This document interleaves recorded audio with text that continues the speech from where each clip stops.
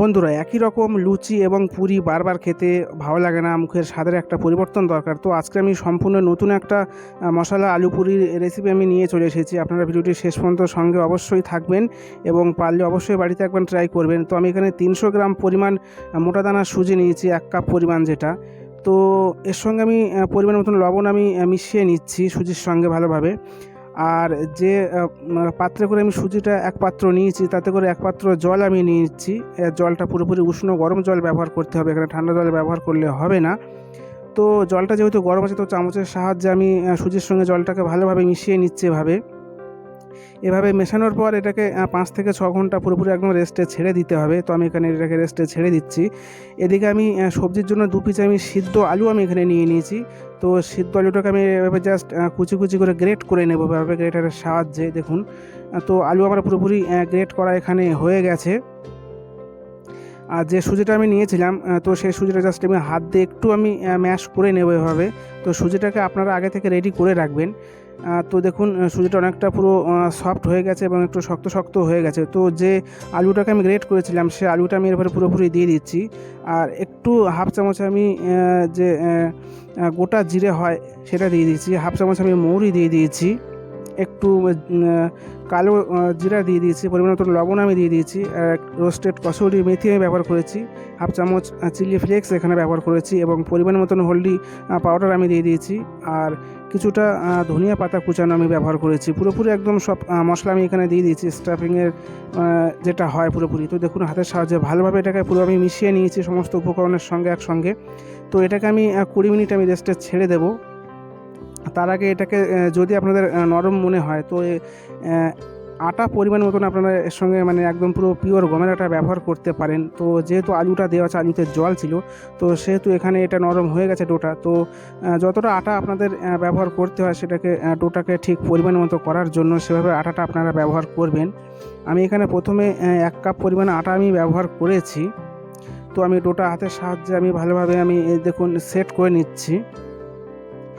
তো এভাবে একটু তেল উপর থেকে লাগিয়ে আমি 20 মিনিটটাকে আমি রেস্টে পুরোপুরি ছাড়বো, মানে পুরোপুরি একদম সেট হওয়ার জন্য একটা ঢাকনা চাপা দেবো বা কোনো ভিজে সুতির কাপড় আমি দিয়ে দেবো। তার এদিকে আলুর যে সবজিটা হবে তার জন্য আমি মশলা কিছুটা আমি কেটে নিয়েছি। তো দেখুন, আমি এখানে 3টে আরও মানে সিদ্ধ আলু আমি এখানে নিয়ে নিয়েছি।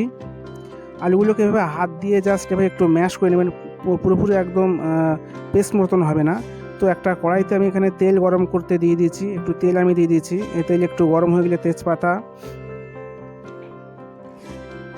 আর এদিকে একটু জিরা আমি দিয়ে দিয়েছি, আর একটু হিং আমি ব্যবহার করেছি, আর ডালচিনির একটা ছোটো টুকরো আমি ব্যবহার করেছি এখানে সেন্টের জন্য।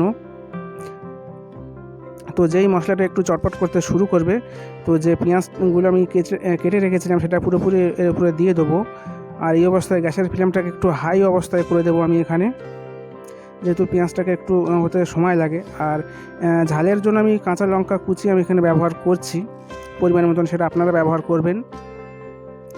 তো মশলাটা একটু মানে আদা কষানো হয়ে গেলে আমি একটু হাফ চামচ আদা রসুনের পেস্ট আমি ব্যবহার করেছি এখানে। যদি আপনারা পেস্ট করতে না পারেন তো কুচি কুচি করে কেটে দিলেও কোনো অসুবিধা হবে না। আর যে টমেটো দুটো আমি কুচি করে নিয়েছিলাম, সেই টমেটো দুটো এবার আমি দিয়ে দিচ্ছি জাস্ট। তো গ্যাসের ফ্লেমটা পুরোপুরি আবার মিডিয়াম করে দিতে হবে। আর টমেটো দেওয়ার পরে আমি পরিমাণ মতন লবণটা আমি ব্যবহার করছি, তারপরে একটু হাফ চামচ হলুদ আমি দিয়ে দিচ্ছি এবং লাল লঙ্কার গুঁড়ো আমি দিয়ে দিয়েছি, আর একটু হলদি পাউডার আমি দিয়ে দিচ্ছি পরিমাণ মতন, একটু জিরা পাউডার আমি দিয়ে দিয়েছি। তো সমস্ত মশলাগুলো একদম আলুর সঙ্গে এভাবে দেখুন ভালোভাবে কষাতে হবে একটু। তো এটা একটু এখনও আর অনবরত মানে এবার খুন্তি চালাতে হবে। তারপরে যে সিদ্ধ আলুগুলো আমি নিয়ে নিয়েছিলাম, তো মশলার উপরে আমি পুরোপুরি আমি দিয়ে দিয়েছি। আলুগুলো দেখুন ভালোভাবে মশলার সঙ্গে একটু কষাতে হবে। কষানো হয়ে গেলে পরিমাণ মতন একটু জল আমি এখানে 1 কাপ জল আমি ব্যবহার করেছি, যেহেতু এটা পুরির সঙ্গে খাওয়া হবে, তো একটু পাতলা ঝোল ঝোল হলেই ভালো হয়। তো আমি এখানে বেশি গাঢ় করছি না, এখানে 1.5 কাপ মতন জল আমি এখানে ব্যবহার করেছি। দেখুন, এটা ফুটতে শুরু করেছে অলমোস্ট। যেহেতু আলুটা সিদ্ধ ছিল, তো বেশি আমার এখানে বয়েল করার আর প্রয়োজন নেই। তো এটা আমার ফুটে গেছে। তো উপর থেকে আমি একটু ধনিয়া পাতার কুচি আমি ব্যবহার করেছি, এর উপরে দিয়ে দিয়েছি। তো এটা আমার পুরোপুরি রেডির পর্যায়ে পড়ে গেছে। আর একটু গরম মশলা আমি দিয়ে দিচ্ছি সুগন্ধের জন্য। একটু হাফ চামচ রোস্টেড কসুরি মেথির পাতা আর একটু বাটার দিয়ে দিচ্ছি। বাটার না থাকলে আপনারা ঘি ব্যবহার করতে পারেন, সেটা খুবই সামান্য দেবেন, না চাইলে নাও দেবেন। তো দেখুন পুরোপুরি আমার এখানে যে পুরি সবজিটা, সেই সবজিটা আমার এখানে পুরো রেডি হয়ে গেছে। এটা আমার পুরোপুরি একদম রেডি হয়ে গেছে একদম পরিবেশনের জন্য। আর এদিকে আমি যেটা আমি ডোটাকে সেট করতে দিয়েছিলাম, এটা ডেস্কে আমি চাপা দিয়েছিলাম। তো দেখুন এটা পুরোপুরি সেট হয়ে গেছে, নরম হয়ে গেছে। তো এক সাইড থেকে কিছু আমি লেচি কেটে নিচ্ছি এভাবে।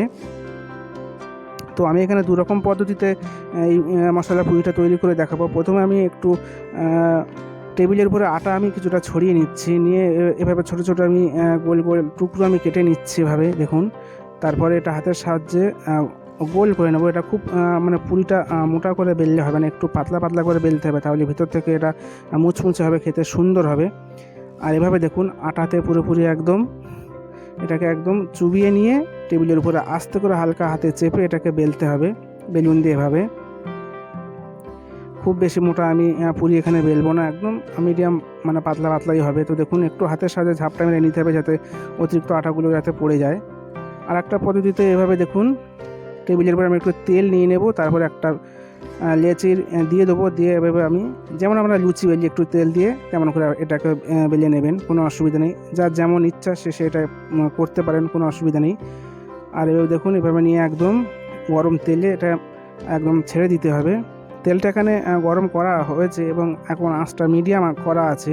তো অনবরত ঝাঁঝরি দিয়ে এভাবে উল্টে পাল্টে দিতে হবে। তো দেখুন পুরিটা আমার এখানে পুরোপুরি ভাজা একদম রেডি হয়ে গেছে। তো খেতে অবশ্যই খুব সুন্দর লাগে, চেষ্টা অবশ্যই করবেন। ভিডিও ভালো লাগলে অবশ্যই লাইক শেয়ার কমেন্ট করে যাবেন।